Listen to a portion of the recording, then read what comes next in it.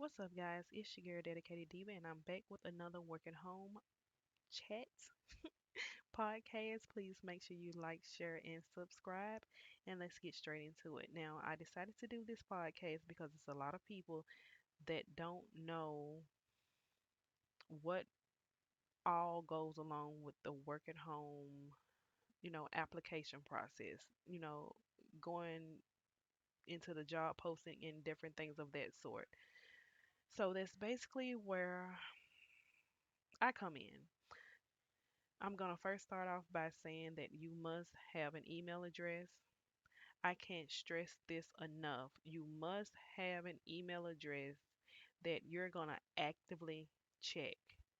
Now, if you're new working from home and you can find the time to actually create a brand new email address, it can be your name, um it can be almost anything. Now, if you're working from home most of the time, you want it to be an email address that is nothing like brown bear 26 or funky get down 32 or something like that. You most likely want it to be, it can be like Miss Smith, Miss Jones, something of that sort, and maybe with some numbers or something on the end, but you want it to be something unique. It could be your first and last name. It could be a cutoff of your first and last name, just half of both. Um, I would prefer using Gmail, but you can use anything, you know, that you would like to choose. But you need an email address because most of the time, a company will contact you through your email.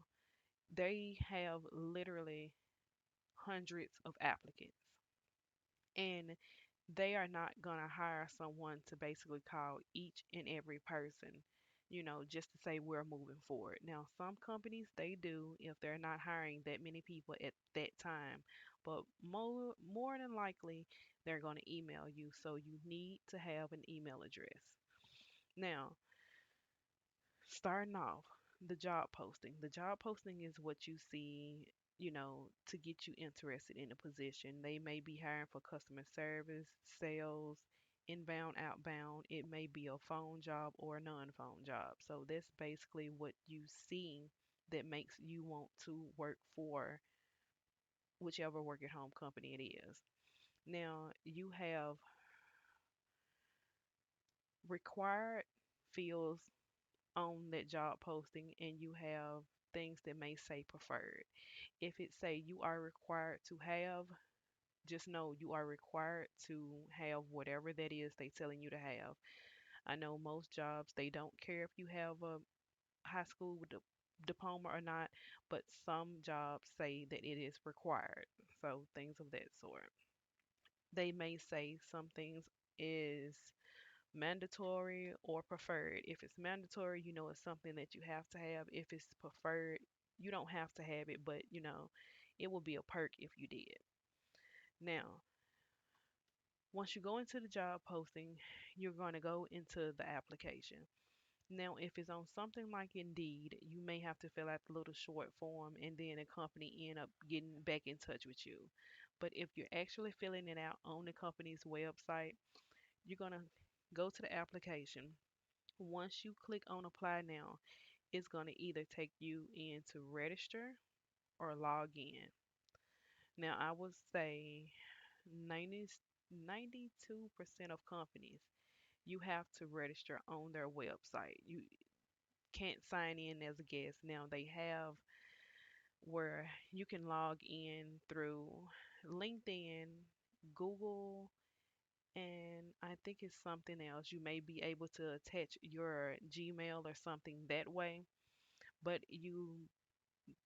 I would say 92% of the times you will have to register. Just know when you have to register for any site, it's just going to be your basics, your name, your email address. It may ask you a little bit about yourself, things like your address, and it's going to ask you um let's see.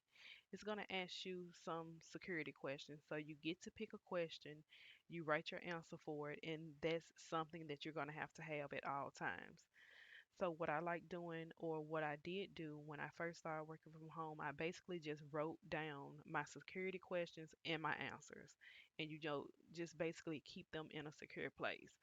So if that job reply back to you, you will be able to log back in, or just say if they don't hire you for one position but something else becomes open, then you can just log back in to them. Now, let's see, another thing is a resume. It is one of the biggest things. I won't say major, but it's really up there. I would say you need to have a resume. This basically cuts down on all the extra writing that you have to do. So just say a resume is basically your work history. Whatever you did in the past is just where you worked, the dates that you worked there from start to finish, and what you did in that position. That's all a resume is. A cover letter is also great to have because it's basically a rundown of everything that you have did in the past, your accolades, your accomplishments, all that jazz. You put that on there. Everything that you want an employer to know about yourself, you put it on a cover letter. Some people like using LinkedIn. LinkedIn is basically you go in there, you put your resume on there, you put your cover letter on there, and it's almost like a little profile for yourself when you are applying to any job. I would say the upside of LinkedIn is being able to have a lot of different people, a lot of different employers to see your resume. The downside is a lot of different people is seeing your resume and you just don't know who's seeing it. So if you're going to go the LinkedIn route and fill out a LinkedIn profile, you need to make sure that you have no personal information like the city and state you stay in or your address or your telephone number. Nothing like that. You need to have the basic things down there. And if you are thinking about having your telephone number on there, you need to get something like a disposable number or like a Google Voice account. You need to make sure you have like a Google Voice phone number so that in and everybody won't be calling you. Another thing that you may go through when you're going through the whole application process is you need references. Now, sometimes they ask you just for references in general. They won't say if you need personal or professional. And sometimes they'll ask you need either personal or professional, or they'll ask for both. Sometimes this is not a requirement, but sometimes it is. Now, assessments are another thing. When you go through the application process, sometimes they're at the end, or you may make it to submit the application and you'll get an email after saying, you've been invited to do assessments. Now, this don't mean you have the job and it don't mean that you don't have the job. Assessments just is just a daily thing with applications now. Assessments are basically, how can I put this? Assessments are different things that you go through answering questions. It can be from a question like, what type of person are you? It can be from, it can be something like, let's see, if you caught an employee stealing, what would you do? It can be mathematical, question and answers. It can be something to test your spelling. It can be almost anything. So that's basically what assessments are. I really don't know the point of them unless they're mathematical or something like that. But basically, that those are assessments, and most assessment lasts anywhere between 20 to 45 minutes, 20 minutes to 45 minutes, somewhere in between there. Now, I have had some that last a little bit longer, and I have had some that were timed, but that's basically the gist of that. And Also, some jobs may ask for a typing test just so, you know, just so they make sure that you're not a slow typer, like you're not a pecker. Like I like to say a dinosaur, like you peck on each key. Some jobs have typing tests. Now, if you get through the application process and the assessments, and if they want to choose you for the position, they'll call you for an interview or they'll send an email to you telling you basically like, hey, we want to have an interview with you. Now, this could be done through email or it could be done through a phone call. This is a good reason why you should always have your phone around you. So if it rings or you get an email, you already know basically, you know, already know what's to come. And you really want to stay up on your email and you want to stay up on your phone because if someone wants to hire you and you have all the skills and you fail to kind of be prompt on when they send emails and calls and different things like that, they may make you, that may push you a little bit farther back than everyone else. Now, when it comes to interviews, some companies will have you to schedule an interview if it's going to be something like a phone interview. Now, some companies will basically send you something and say, send us back all your available times and we'll call you between those times. Some companies will ask you that and they actually send you back a confirmation email and saying, well, it'll be at this date at this time. Some companies will send you to a link and it's basically pick your time and someone will call you at that time. Now, it's different types of interviews. One, like I said before, is a phone interview. That's basically where they call you on the phone and they ask you all of the questions that they need to ask you. And if I didn't do that video, I'll do a video on all of the interviewing questions and different things of that sort. If I already did it, I will link it down in the description box so you guys won't have to really look for it, or I put it at the end of this video. Now, or the other thing is a video interview. Now, this can be done a couple of different ways. I'm starting to find out a lot of companies are doing their video interviews. They'll do it through Hire View app. This is an app that you put on your phone or your tablet, or you can also go to it through your web browser. Now, Hire View is basically where they have questions that's already set up. You sit in front of your um I was going to say your TV.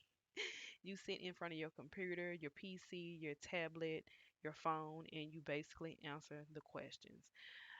Now, if you're going to do it and it's going to be recorded, I would advise you guys to make sure, whether you male or female, make sure you're groomed, make sure your hair, looks nice. Um, Make sure you're presentable. Make sure you have on a shirt where it looks like it's business casual. The other two ways that you can do video interview is through Adobe or Zoom. And it's basically where they will send you a link and they'll tell you at a certain time, log on, and that will be the video interview. If it's through either one of these, they're going to ask you, do you have a webcam? And basically, this is where they just talk back and forth to you. It's sort of like a face to face, but, over the computer. Now, if you make it past the interview and they actually hire you, you're going to go to the onboarding stage, the onboarding stage, the onboarding stage. This is the hiring process. I've seen so many people on Facebook saying, well, what is onboarding? I'm like, if you kind of just Google the word, it will tell you kind of what it means. But the onboarding process is basically the hiring process.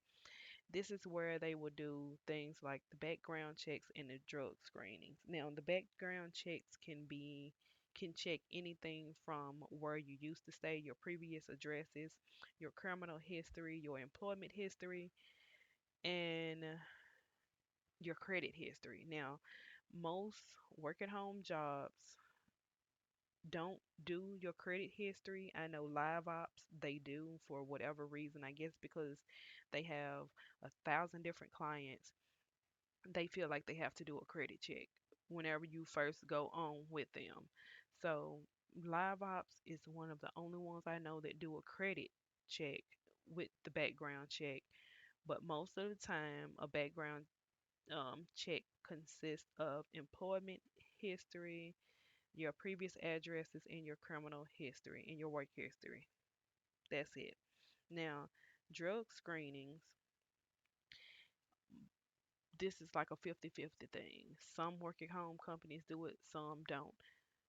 Some companies do it and they have to do it for each client. They have to do it for each particular client. They don't do it just in general.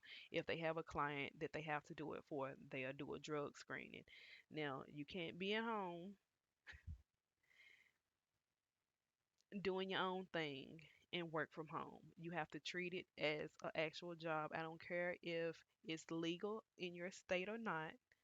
I'm not pointing fingers because if you do it, if you do it, if you don't, you don't. But you have to go through a drug screening with some work at home jobs. Now, don't let this deter you. That's just something you may have to do.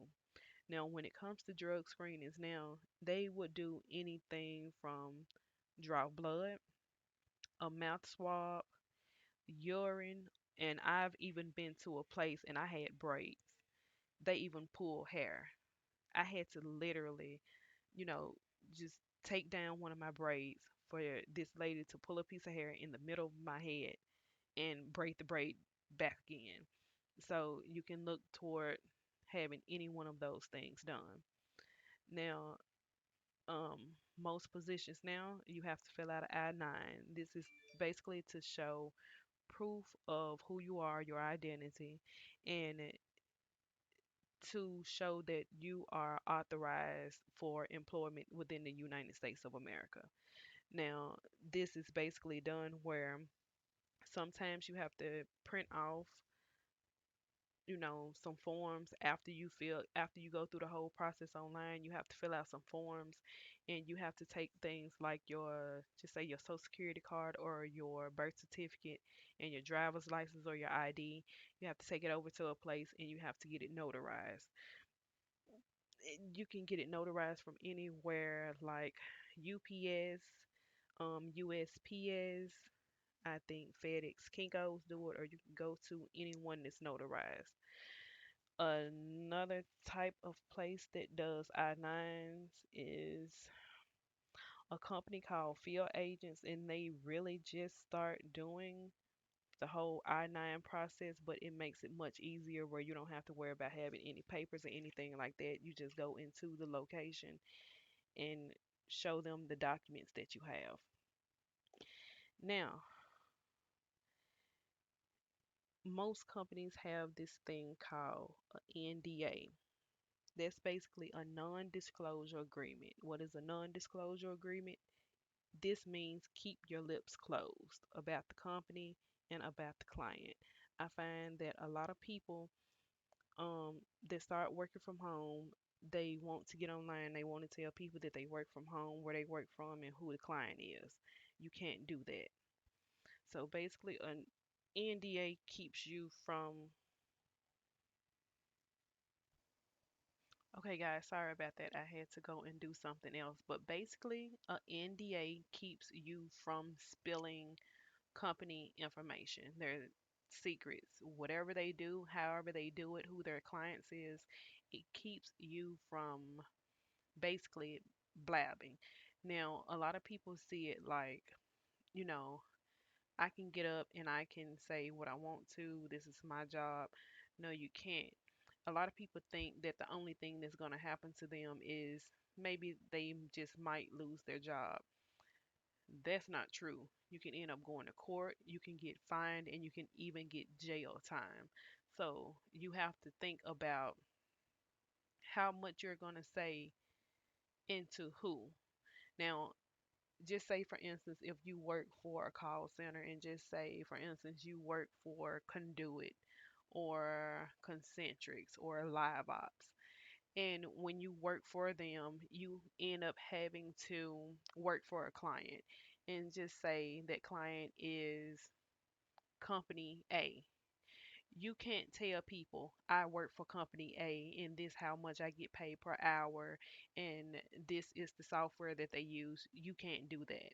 Now, you can say that you work for Conduit or Live Ops or something like that, but you can't go into details who you work for, how much, and things of that sort. Now, the next thing is pay.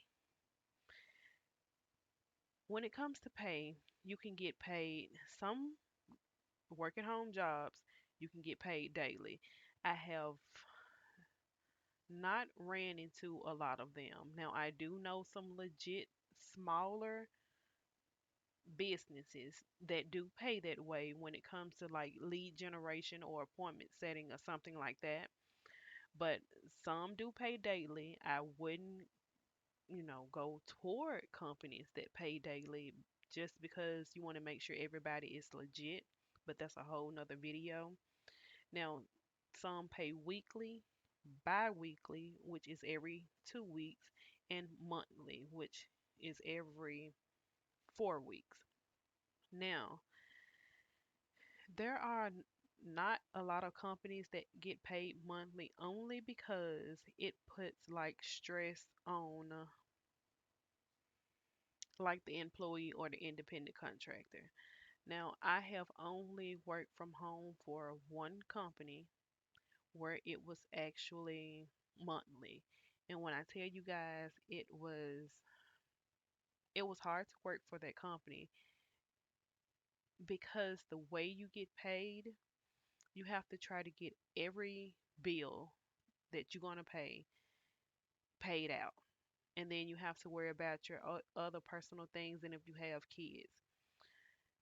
The jobs that pay monthly, you will find that agents tend to leave them a little bit quicker and they're constantly hiring. Now you have jobs that pay bi-weekly. This is more common than anything else.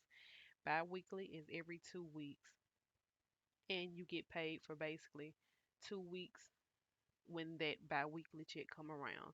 It's some that get paid weekly, but the most, the only thing I'm tending to running to, and when I talk to human resources for any company, they pay bi-weekly.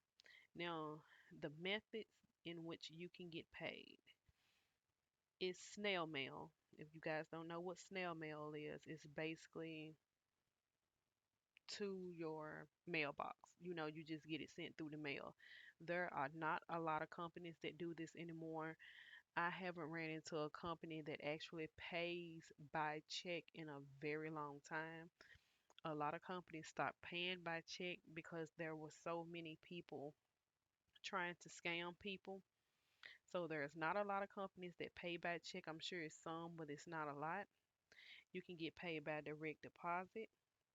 Most people do this. This is basically where you have a bank account or some type of prepaid card, like a net spend card. You get your money put on your card every pay period. And some companies even have a pay card. And that's basically they send you a card and that's what your paycheck comes on. Now, I'm going to go off just a little bit and tell you guys about two types of workers. There's the W-2, that's an employee, and the 1099, that's an independent contractor. Now, the reason why I told you guys what the W-2 is and the 1099 is because training. Now, some jobs where you are an independent contractor do not pay for training. 1099, independent contractor, some of those jobs do not pay for training. So you have to make sure if you're going to be an independent contractor, if you're going to be contracted, you have to make sure you're going to get paid for training or you have to be able to deal with not being paid no for training. Now, when you are an employee, there's W2, you are paid for training. It's actually against the law if they don't pay you for training because you're working, you're getting ready to work for them. It's just leading you up to that point. Now, training can be anywhere from a couple hours to a few weeks up to 2 months. Now, I've worked for different call centers. I worked in different positions where the training was only an hour. I've worked for some companies where it was 6 hours. I've worked for some that it was a few weeks up to 2 months. And when I tell you the ones that be up until like 2 months, those are really in depth. They really walk you through everything. Now, the ones, that's not to say the ones that have fewer training hours, it's just not in depth, but the ones that are a little bit longer, they tend to teach you a little bit more. Now, coming to an end, I just really want to tell you guys to be patient because it's a lot of time you have to put into the process. It takes a lot of time. But by the time you get to the portion where you're actually filling out, you're in on board and you went for the drug screening and you did the background check, you're halfway there. You're just really waiting on the day for training and to, you know, get started. So, working from home, you just have to be patient. You have to know what it takes, for you to be prepared. Let me put it like that. I'll be doing another work at home chat. If not later on today, I'll do it probably next Friday. And it's basically about what's needed and the different terms that's on the application telling you like you can't have Wi-Fi and speed tests. I'll be talking to you guys about that. But until next time, I will see you guys next week. Later.